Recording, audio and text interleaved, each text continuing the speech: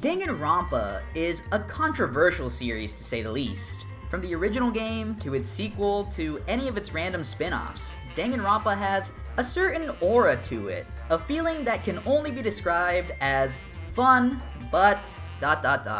And there are many buts to be seen. Ridiculous plot lines, terrible twists, infuriating characters. This entire series is made of buts. But it is fun. I and many others do love the series. That's why it's surprising to me how the third and final game in the trilogy is so polarizing among fans, and that's what we're talking about today. This is the final video in my Danganronpa series retrospective, recapping each game, character, and class trial, going over what makes them great or garbage. So without further ado, this is Danganronpa V3 Killing Harmony.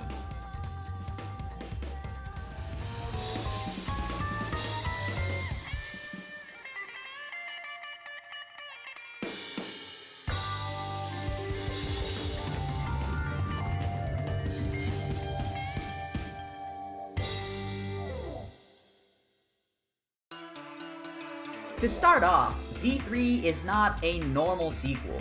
It is the conclusion to a 7-year-long multimedia franchise. There will be spoilers for everything Danganronpa.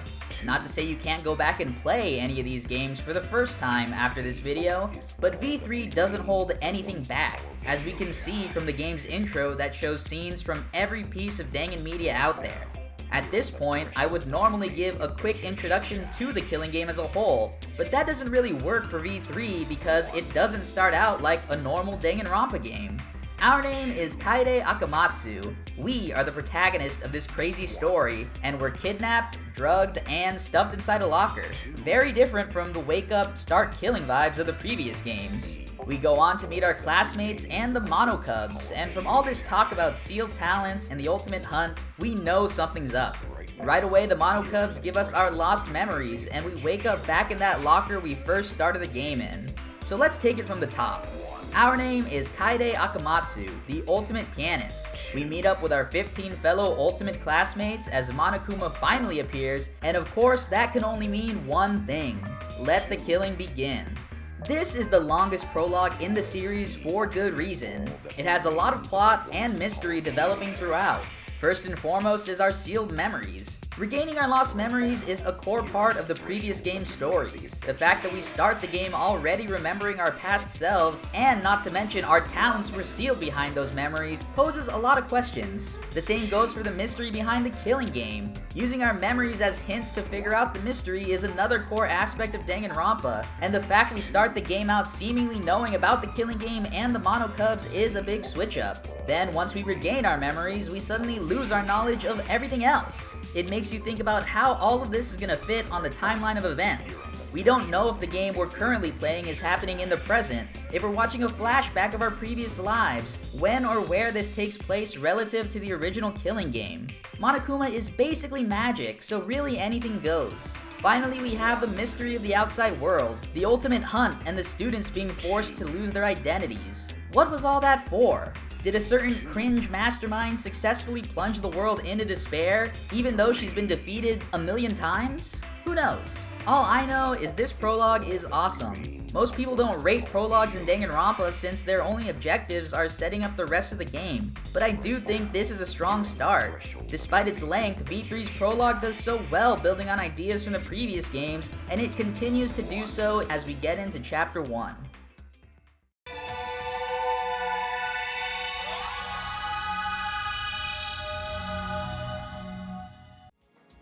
As always, I want to quickly review the updates to the gameplay of V3. In a general sense, I think V3 gameplay is the best in the series. Pretty much every returning mechanic is new and improved. Non-stop debates now feature lie bullets for alternate lines of logic, and can turn into mass panic debates, where you go up against multiple classmates at the same time. Hangman's Gambit, Panic Talk Action, and Rebuttal Showdown return in the form of, well, better versions of Hangman's Gambit, PTA, and Rebuttal Showdown. In terms of new mechanics, the most notable one is Debate Scrum, which is cool, having two teams of classmates going head to head with each other. V3 is a newer game, so improvements are to be expected. However, there are some changes I feel V3 could have gone without. Psych Taxi might be the worst mechanic in the entire series. It's the updated version of Logic Dive, but just a little worse, and it takes maybe 10 times as long. Hidden Monokumas are now in 3D, which in a vacuum isn't bad, but the environments in this game are so huge and the Monokuma models so small. They don't pop out like the 2D sprites from the previous game. Overall, I said V3 has the best gameplay in the series, and while I do agree with that statement, it's not by a huge gap. Speaking of huge, let's talk about the setting for this game. V3 no longer takes place in Hope's Peak Academy, rather the ultimate academy for gifted juveniles, a huge compound with multiple buildings containing 16 research labs unique to the ultimate skills of each student. The labs are cool on their own, but the most notable building is the Boiler Room and the Death Road of Despair. You can actually beat this minigame and escape the academy right now to unlock a secret ending, but it's way too hard. So instead, Kaede and crew will have to continue on like any other Danganronpa game, explore the school and bond with our classmates, most notably Shuichi Saihara, the ultimate detective, and Rantaro Amami, talent unknown. I love what these two characters bring to the table. Shuichi is our dedicated sidekick, although unlike those from previous games, he's not a super smart mystery-solving badass. He's a self-admittedly normal kid who lacks confidence and in truth isn't actually a real detective despite his ultimate title. He really shines when he's with Kaede, who is that smart, confident character, and who believes in Shuichi and tries to make him believe in himself. When the pair are together, they make a lot of progress solving the killing game. Rantaro, on the other hand, is a mysterious character that claims to have lost his memory of his ultimate talent, but seems to know more than he lets on. He's a more independent character, being able to work on his own to discover the truth of the game.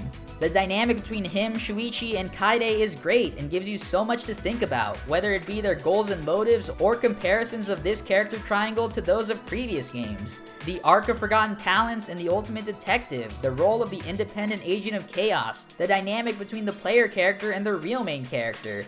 This time around, everything was flipped on its head, and looking back, it's more interesting than I remembered, and I'm looking forward to watching these three work together, clash, and grow throughout the entire game.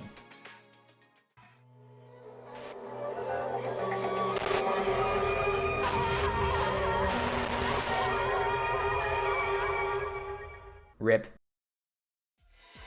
Yes, one thing Danganronpa always does right is the first victim. After all the hyping up of Rantaro I just did, him dying like that is mind-blowing. Throughout the chapter, Monokuma gives us a special motive to get the killing game started.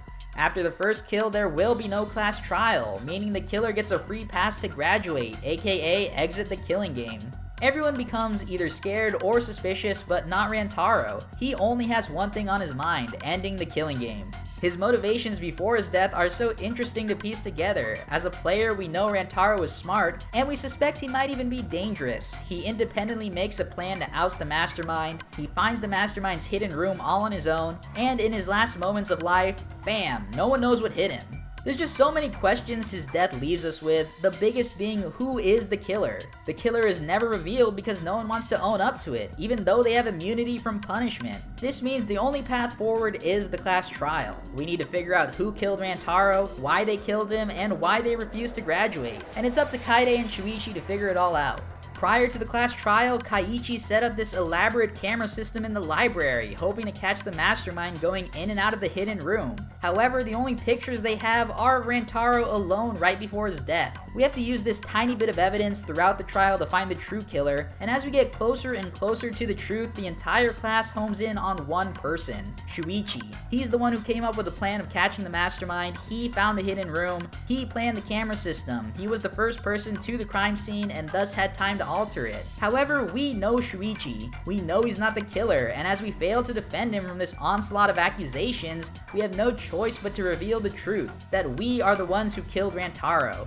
Yes, Kaede Akamatsu, our main protagonist and player character, killed Rantaro Amami in a pretty funny and inconspicuous way. It's revealed that Kaede and Rantaro were on the same wavelength the entire time, planning to end the killing game in a more aggressive way. Kaede turned the camera plan into a murder plan, hoping to kill the mastermind as they opened the hidden room door. However, things did not go according to plan. Even so, when the time to graduate came, she refused to fess up in hopes of revealing the mastermind during the class trial. However, once Shuichi was put on the chopping block, she had no choice but to protect him and reveal herself. This whole plotline was a great twist. Playing through this chapter, through the killer's POV, and looking back at the literal ball drop was fun. In my previous Danganronpa videos, I talked about how Danganronpa sort of breaks mystery game tradition, most notably with Sayaka's death in D1, and V3 continues to do so again with the guilty sidekick arc, and then the switch up to guilty player. It's a great twist, and although Kaide's death isn't the most kept secret in the world, I can only imagine playing through this chapter completely blind is amazing.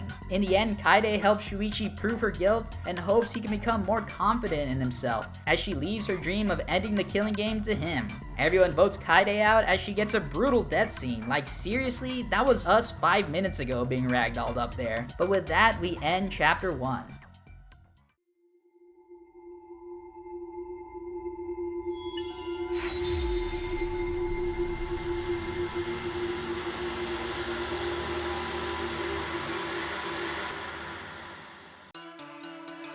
Danganronpa continues its trend of great introduction chapters. Kaede is super cool and her plot is pretty awesome. Am I salty that I don't get to play as her anymore? A little bit. But hey, now we get to play as completely average high school boy with plain design again.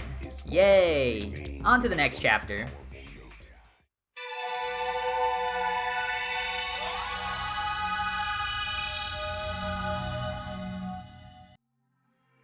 Yes, from here on out, we control Shuichi Saihara, the ultimate detective, as we wake up to our new motive, the motive videos. These videos were distributed at random, containing footage of our friends, family, secrets, etc. Anything that will get the students thinking about killing. The video that Shuichi has belongs to Kaito Momota, the ultimate astronaut. Kaito has now become our de facto sidekick, although he would argue it's the other way around. After the first trial, Kaito's the one that helped Shuichi get back on his feet, and will continue to help him get stronger in Kaide's stead. Going back to the motive videos, these videos are causing a rift between our classmates. We don't know whether or not we should reveal what was in the videos or return them to their rightful owners. Seeing how serious their own videos might be could negatively influence the students, so most people agree not to share. A few more shenanigans occur, including a big chase scene where the entire cast has to run away from the bug-obsessed Gonta and the mischievous, manipulative Kokichi, who I will go more into later, but the major event of this chapter is the magic show, where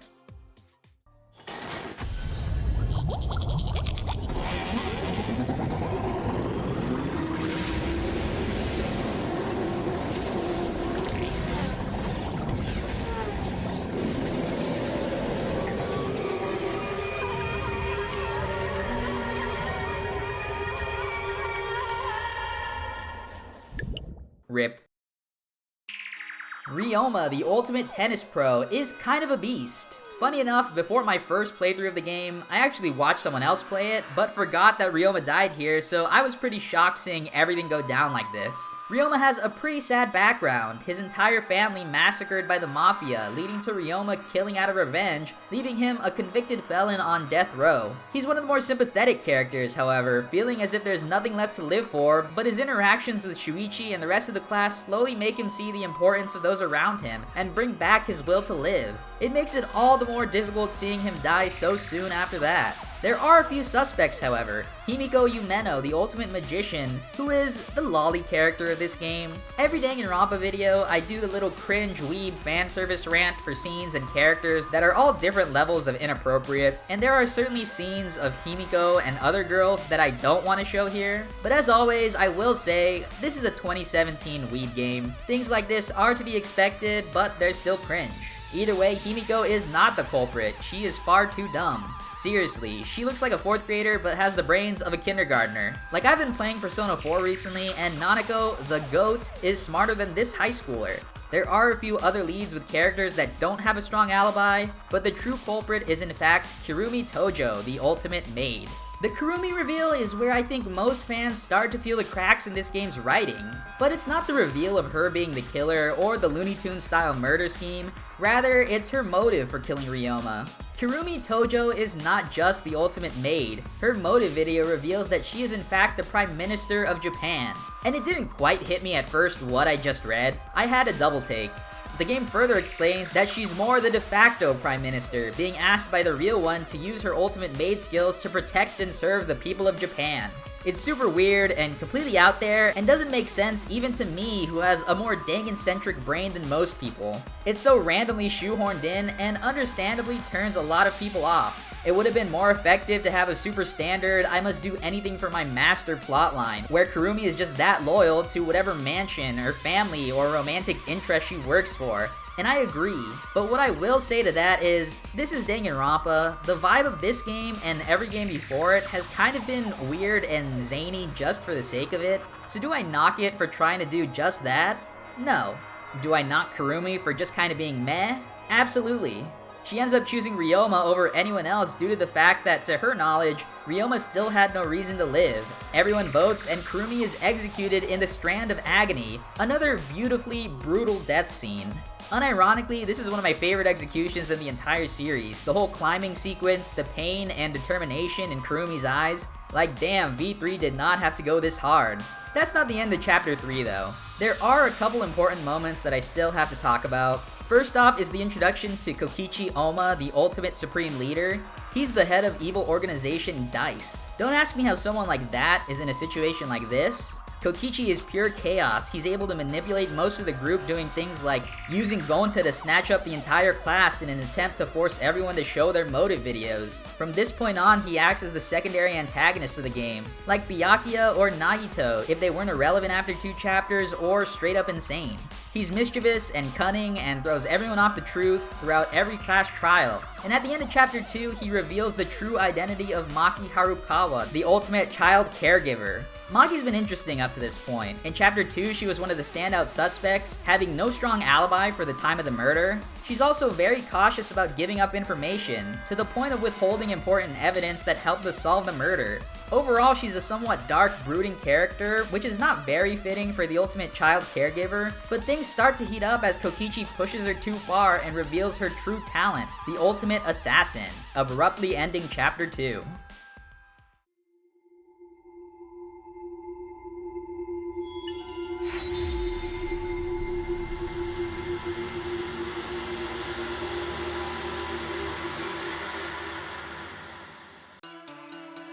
Okay, a lot happened just now, and the game doesn't actually have much downtime between this and the next chapter, so we're gonna jump straight into Chapter 3.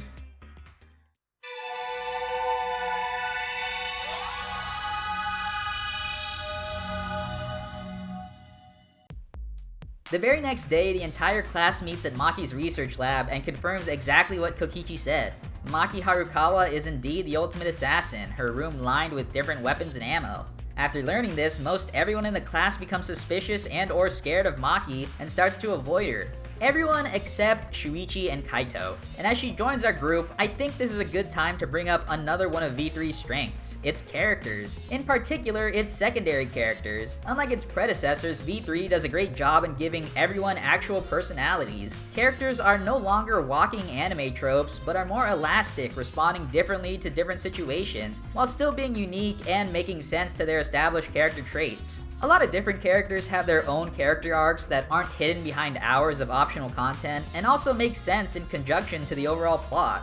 Maki's growth throughout the game is a fan favorite, and her inclusion to our group happens at the perfect time, as we will soon come into conflict with another group of students that quickly builds up power throughout this chapter. The Student Council, aka the Cult of Atwa, led by Angie Yonaga, the ultimate artist. To me, Angie is a really interesting character, since at first glance she doesn't seem like much. Throughout the game, she established herself as a dumb character. Not that being dumb is anything out of the ordinary, especially for Danganronpa.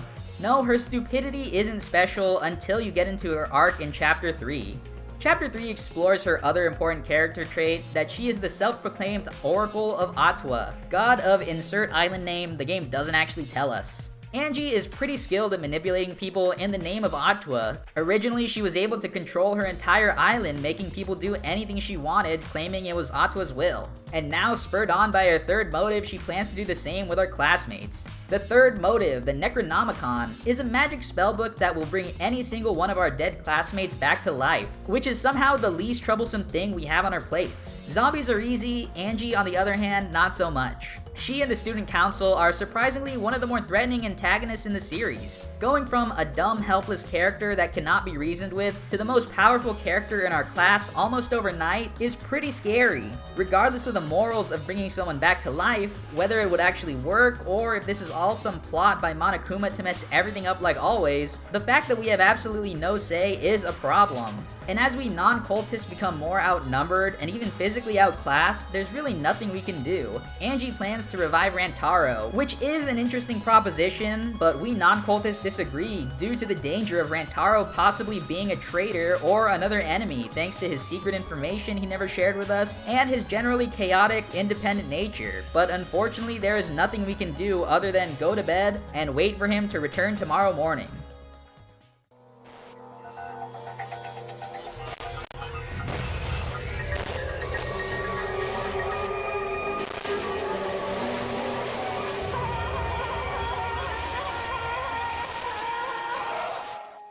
Rip.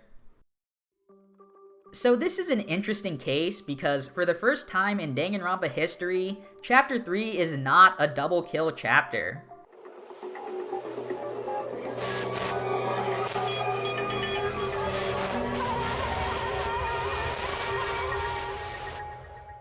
Rip.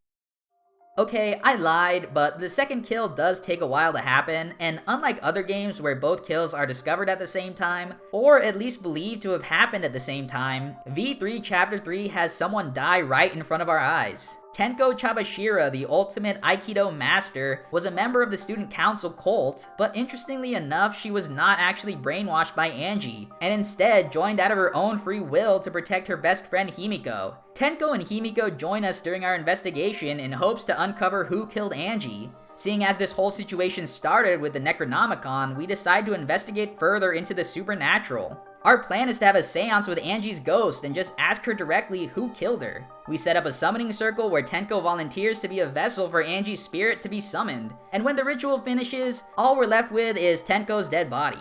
I don't particularly like Tenko that much. She's a pretty average character in terms of writing and relevance, but she does show a lot of emotion in this chapter, particularly in her arc with Himiko, and that's really touching. Our other victim, Angie, is a lot more interesting though, with the whole villain arc, although her stupidity from the previous chapters does seem to get on a lot of people's nerves. But overall, all the main characters in Chapter 3 are hit or miss, with the most polarizing being our killer, Korekio Shinguji, the ultimate anthropologist. I think Korekio, aka Kyo, is a really cool character from his design, his free time events, and pretty much everything we learn about him throughout the class trial. He reveals that he did indeed kill both Angie and Tenko for a pretty unexpected reason. Throughout every Danganronpa game, most killers have been somewhat sympathetic, or at least hinted at having some sad backstory reason for killing, but not Kyo. He's arguably one of, if not the only killer in the series that is just a killer. Throughout the trial, we learned that he is in fact a serial killer with the goal of killing 100 people. Now, of course, he does have his reasons. We learned that he kills people in order to send friends to his sister in the afterlife. But what separates this motive from other killers is that Kyo is unapologetic in his killing. It's an interesting mix-up from the other games that revolve around these desperate kids acting against their instincts, and it's one of the major reasons fans find him so interesting. But this is of course a Danganronpa game. A character cannot just be cool with no downsides. Earlier I brought up Kyo's sister as his motivation, but their relationship goes beyond two loving siblings. Kyo had an incestuous relationship with his sister. There's evidence that some of these things regarding their relationship isn't completely black and white, but pretty much the entire fanbase agrees it's cringe. It adds nothing to his character or motivation or anything with the trial. It just makes everyone, the characters and players alike, go ew. And that is the major issue that everyone has with Kyo. It's really cringe, and I don't know how much it affects the overall quality of the trial, but yeah, Chapter 3 is definitely the weakest case in the game, a la third case syndrome. But it's not terrible. Its biggest problem, I feel, is the inconsistency. Angie's arc is good, but ... Tenko is good, but ... Kyo is ... You get the picture. We all vote out Kyo and watch a pretty awkward execution, but that ends Chapter 3.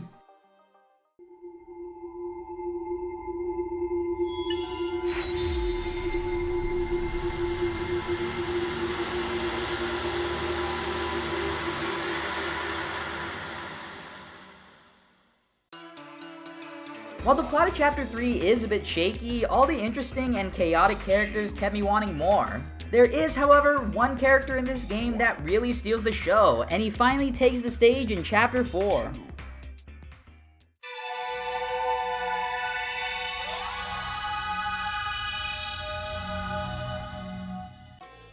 Chapter 4 is where Kokichi fully becomes the main classmate antagonist, similar to Nagito from D2, both in chaotic natures and level of fanbase obsession. The majority of Chapter 4 takes place inside the Neo World program. Look at that, more Dang 2 references. Everyone logs into the Neo World to hopefully find some secrets surrounding the killing game. However, once we all wake up,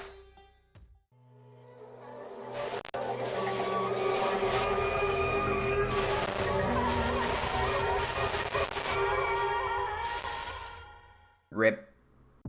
Miyu Iruma, the ultimate inventor, insert clip of her being Hornby for Robot, is really helpful in the quest to solve the killing game. Her inventions help us throughout the game, and in this chapter, she's the one that helped us enter the Neo World program. However, unknown to all of us is the reason she helped us do that. It was to kill Kokichi, who at this point has spent multiple chapters messing with everyone. Miyu rewrote a lot of the Neo World script and put multiple obstacles in the world to help her sabotage Kokichi and eventually kill him. However, things obviously didn't go according to plan. Miyu's death also sparked a funny moment during my playthrough where I finally realized I was cursed. Every character I spent my free time with throughout the game would eventually go on to die right before I got them to max level. It happened with Ryoma, it happened with Angie, it even happened with Kaide, although she didn't have her own free time. And now it happened with Miyu too. This is the first Danganronpa game that I didn't get a single pair of underwear. And while I do criticize Danganronpa for being cringe with this kind of stuff, Miyu included, come on man, why do my favorite characters have to die? Going back to Miyu's death, we don't know how anyone could have killed her since you can't die in the virtual world. But we do know Kokichi's involved since he's not really trying to hide it. He pretty much had Miyu's plan figured out from the beginning and has been playing everyone for fools. We just need to know how he beat her to it and got away with everything. Finally, throughout the class trial, we learned the truth. Kokichi definitely was involved with Miyu's death, however, he did not kill her himself. He instead manipulated Gonta Gokuhara, the ultimate entomologist, into killing Miyu for him. What to say about Gonta that won't get me hated in the comments? I don't like him. He's like a dumb gentle giant, but I pretty openly don't like dumb characters unless they're funny. Gonta is just so stupid and easily manipulated, not just in this chapter, but throughout the game. There is a silver lining to Gonta's character, however, and that is his dumbness is not everlasting. Like I said earlier, characters in this game are not just one note. Every single one of them learns and grows throughout the game, and the same goes for Gonta. Kokichi targets Gonta in the Neo world because of course he's the easiest to manipulate. However, he's not tricking Gonta into doing something against his own will. Kokichi shows Gonta the secret found in the Neo world that gives him back his memory and shows him the truth. After learning this truth, Gonta falls in despair and decides he has no choice but to kill Miyu. His decision to kill Miyu is an act of agency for Gonta. Although he's dumb, he's not a baby. It's something that I and a lot of Gonta haters forget, probably due to the fact that the game goes pretty hard on him throughout the first half where he's literally just a big dumb gorilla. It's not really Gonta's fault for the bad rap he gets, but it's also understandable.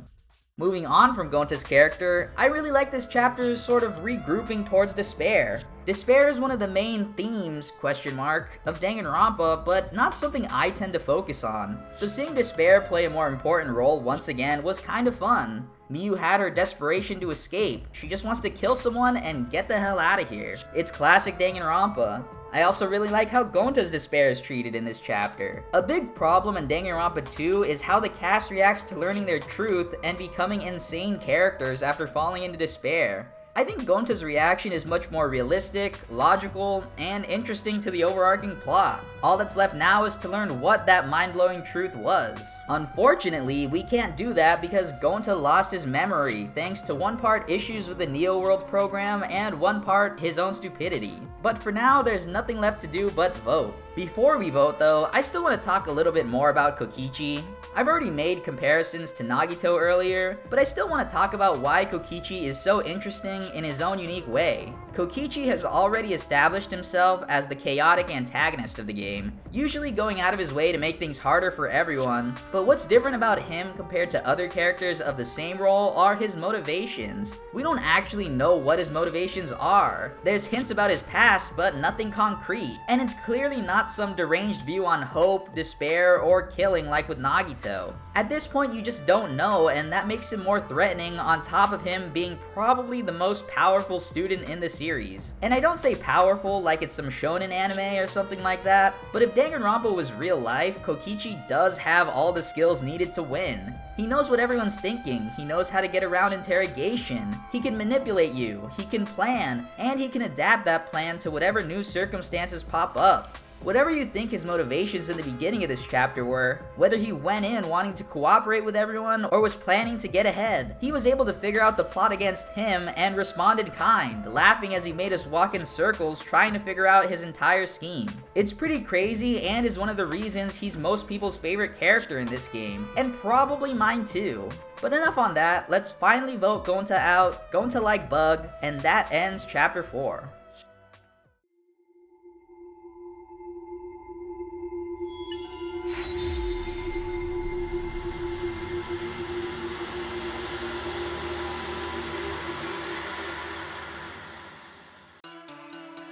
I'm all out of ideas for lead-ins. Chapter 5, go!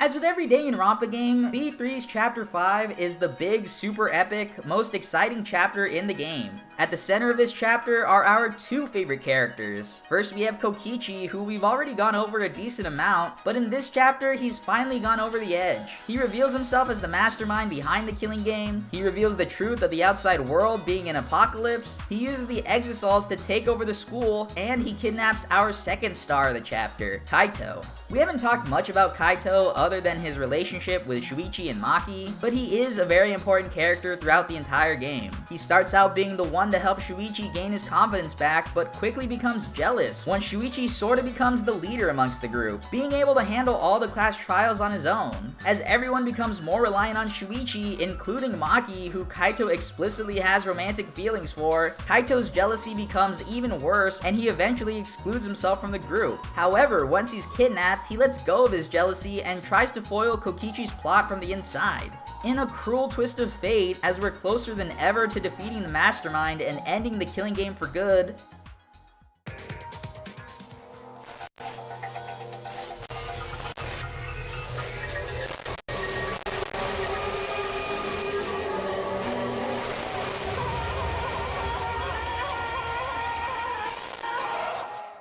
RIP. The big twist behind the murder in this chapter is of course the fact that we do not know who the victim is. Both Kaito and Kokichi are not seen for the rest of the investigation, and whoever's under the hydraulic press cannot be identified. As we go through the trial, we learn that every single one of our classmates has a story to tell about how this murder could have played out, but every explanation becomes even more confusing as the murderer, Kokichi, or is it Kaito, appear in the Exosol. At this point, we don't know, and it's really fun going through the trial as we try to figure out who is in there. We see Maki's growth as a character, choosing to go as far as she can to save her new friend. We see Kaito stop Maki from killing Kokichi, to help her fully evolve into a character not bound by the ultimate assassin talent she's been trying to reject her entire arc. And probably most interesting of all, we finally learn the full extent of Kokichi's motivations behind everything. The whole time Kokichi was a good guy, ? It's a little weird, but let me try to explain. Most of Kokichi's time throughout the game was not spent just messing with all of his classmates, but rather trying to end the killing game in his own misguided way. The chaos he caused, especially in the 5th chapter, was all meant to ruin the game for the mastermind. So yeah, I guess technically you can call him a good guy, but he's a lot more complex than that, and I also think he's just not a good guy. It's the same as with Nagito or early game Byakuya when he was still trying to sabotage everyone. Just because you're against the bad guy doesn't mean you're on the side of the good guys. Kokichi's motivations are a lot more complicated than what I can put into words, but my best explanation for everything is that Kokichi's become so obsessed with beating the mastermind and the killing game, it overshadows pretty much everything else. He's not on the side of hope, he's not on the side of survival, he just wants to beat the mastermind. And that turns out to be his greatest strength and his fatal flaw, as we soon find out the true victim in this case is Kokichi. Having turned all of his classmates against him led to him being shot with a poison arrow by Maki. However, rather than accept death, he ended up working together with Kaito for one last chance to get one over on the mastermind by forcing an incorrect verdict, ruining the entire game. Shuichi of course proves Kaito is alive with the power of friendship, as Kaito refused to let everyone else die and still believes Shuichi could beat the killing game even without his help. And that's about the best explanation I can give for everything. But this entire class trial is so complex and so very interesting, I encourage you to read or play it for yourself and share what you take away from it all. In the end, we're forced to vote Kaito out. However, as he's being executed, he succumbs to his illness that I didn't mention throughout this entire video, and in the end dies before his execution can kill him. It's one last act of defiance towards the mastermind, and is both a tragic and heroic end for a character that surprised me with how attached I got to him. Our last hurdle now is discovering the true identity of the mastermind and ending the game. Our surviving classmates are more motivated than ever, and that puts an end to Chapter 5.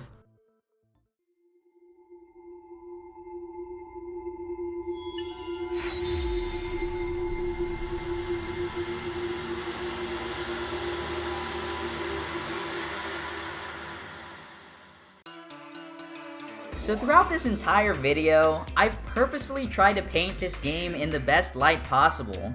I didn't try to exaggerate this game's good points, nor did I ignore any of its flaws, but I've tried to show that in many instances, this is both a good game and a good Danganronpa game. Compared to its predecessors, the gameplay is cleaner, the characters are more fleshed out, and I think this game is a generally more consistent experience than the other Danganronpa games. And I'm not alone in this opinion. Most people agree on a lot of these points, however, I introduced V3 as the most polarizing game in the entire series. So many people either love it or think it completely ruined the entire series. And what is the cause of all that hate?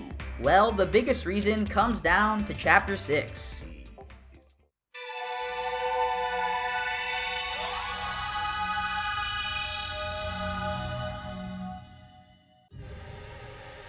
This is the most hated chapter in the entire series. As I explained earlier, the hate is not universal, but chances are if you hate this game, this is why. The ending. But I like it, and I think a lot of people are misguided with their hate of it, so this final section in my final Danganronpa video will be a defense of the terrible writing in Danganronpa V3. I'm just gonna go ahead and spoil the ending. The secret behind Danganronpa V3 and Danganronpa 1 and 2. The entire series is not real. It is an in-game TV show called Danganronpa, and the V3 in the title of this game means it's the 53rd season. Yes, it's a meta ending. Right away, so many of this game's detractors will say V3's ending completely undermines everything the previous games did. It ruins the established lore, it invalidates all the experiences and feelings we had for these characters and their struggles. I guess it's valid to feel that way, but I just don't get it. I am the first person to say I don't have a strong connection with Danganronpa. Not strong enough to spend months thinking about it to make hours worth of videos, but the criticism seems a little unfair. I'm not saying having an emotional response to feeling like something you love was ruined doesn't make sense, but it disregards all the things this game does right or better than the other games. Whether you like Danganronpa V3 or not, it didn't ruin the series. It shouldn't stop you from playing the previous games or the sequels if they ever come out. A lot of people think Dang 2 is way better than Dang 1, but no one thinks you shouldn't play Dang 1 anymore. I will say I am sympathetic to hating a game's story or disliking what the ending means for the established lore though. I'll bring up Persona again, as I've been on a bit of a Persona binge recently. I think Persona 3 is a masterpiece. It's so good that I won't even spoil you on the ending just to help make my point, but I do think the ending is perfect on its own. However, it's not the true ending of the game. There is an afterstory in the form of Persona 3’s, aka the Answer DLC, depending on how you play the game, and I don't like it at all. I think the canon ending for that plot is not as good as what is shown in the base game. But does that mean I think any less of Persona 3 or my experience with it as a whole? No. Instead of using their love of Danganronpa to criticize the game, I wish fans would point to something more concrete like the writing of the chapter. This chapter is by no means good. It has all the exact same flaws as every other Danganronpa conclusion. It's an hours-long info dump with very little gameplay, and the main actors in this chapter, the Mastermind and the Ultimate Hope, are dumb. Let's talk about it. The mastermind of Danganronpa V3 is Junko Enoshima, the Ultimate Despair.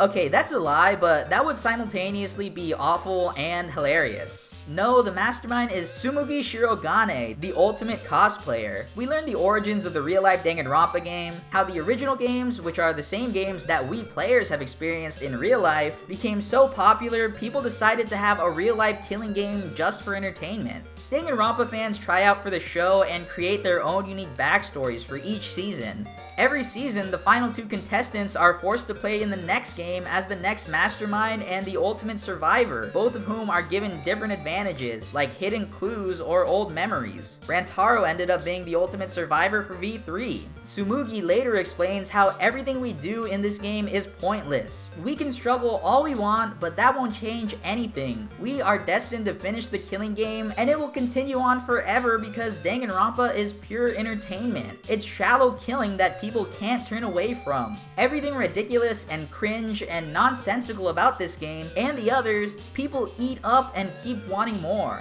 Some people take issue with parts like this of the ending that poke fun at the other games and the players, but the game is also right. Danganronpa is nothing more than shallow entertainment. Even I, who claim to love Danganronpa, will admit it's an ironic love. I love the characters, the story is fun, but objectively, it is pretty shallow entertainment. When V3 accepts this about itself and has fun with the whole thing, I think that's the most Danganronpa thing it could have possibly done. Both Danganronpa games have gone above and beyond in being weird and funny just for the hell of it. It doesn't make these games about killing and despair deep, it makes them fun.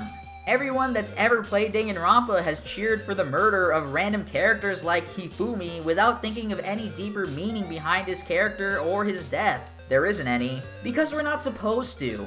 We're supposed to think it's fun.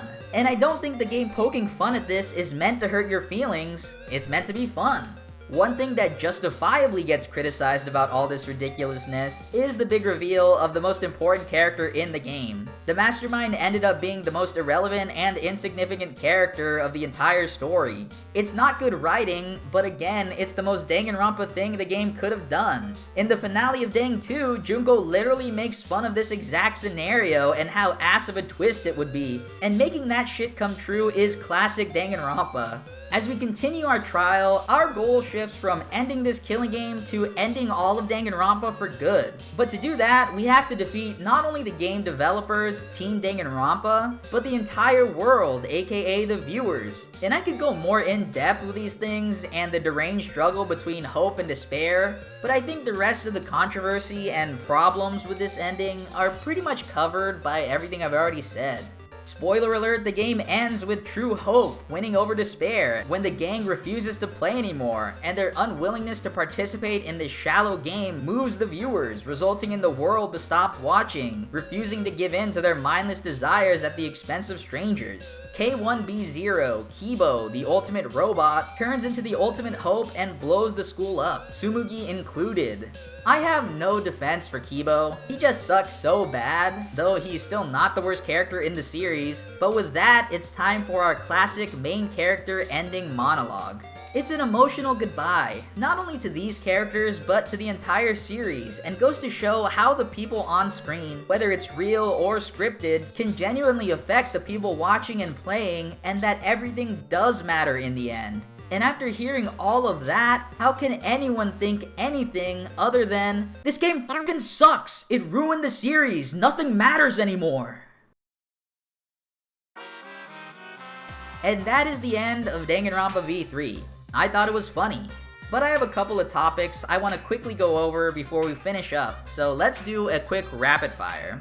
Hot take, I don't like Shuichi. In some ways, he's the strongest protagonist in the series, but in a lot more ways, he's a dumb baby and isn't a good representation of the ultimate detective. And don't tell me it's not fair to compare him to Kyoko. Everyone and their mom compares V3 to the previous games. Let me be a hater this time. I just don't think he excels at anything to make him unique or interesting. His whole motivation, avenging his love interest after realizing she isn't as perfect as he thought, is just Makoto's motivation rehashed. Shuichi cries a lot. I don't think he grows as much as the game wants you to believe. Makoto learns to trust in his friends, Hajime learns to trust in himself, and Shuichi kinda gets carried the whole time by Kaide and then Kaito, and then says, fuck this, I'm not playing anymore, which is pretty hype though. I think the thing I like most about Shuichi is that more than any other protagonist, his presence helps flesh out the other characters, but I can't give him all the credit since it's partially due to the characters in this game just being better than the rest. I'm also still salty I don't get to play as Kaide. Hot take, I have no issue with the Mono Cubs. Some people think they are the most annoying things to ever exist thanks to their over-the-top personalities, but I think they're funny. Monodam especially is the GOAT. I think the few problems I do have with them are kind of forgiven by the fact that they're meant to be meme characters and aren't actually central to the game like the students or Monokuma, and that's also one of the reasons I didn't really mention them during this video, but yeah, I don't mind them at all. Rise and shine, sign! Finally, mild take. The Danganronpa spin-offs actually don't matter. There's an anime that sucks, there's Ultra Despair Girls that sucks, there's a bunch of novels that I didn't read. They're not really important to the story of Danganronpa. UDG has very different gameplay compared to Danganronpa, it being an action game, but it sucks. A lot of people say the story and the characters are so good and it builds on Toko's character and makes you love her, but after finishing it, that was the biggest lie I ever heard. If you're interested in that game and the story, just watch a playthrough or a recap on YouTube. The anime, however, is a bit more interesting, I guess. It builds on the cast of Dang 2 and explains the before and after of that game. And Before V3 would technically be considered the canon ending of the series. Most people think it's terrible though, but I guess since it's a spin-off, it dodged all the hate this ending got. And that's it for my extra takes. In conclusion, Danganronpa V3 is a love it or hate it game, but I and all other genius, handsome Chad gamers are on the side of love it. Despite its many flaws, I think you have to respect what the game did right. It concluded the 7-year-long journey of a series that obviously affected so many people and no doubt turned so many new fans onto the mystery adventure genre. To me, Danganronpa V3 stands on top as the best Danganronpa game. My final verdict is a strong 7/8 out of 10. Thanks for watching, peace.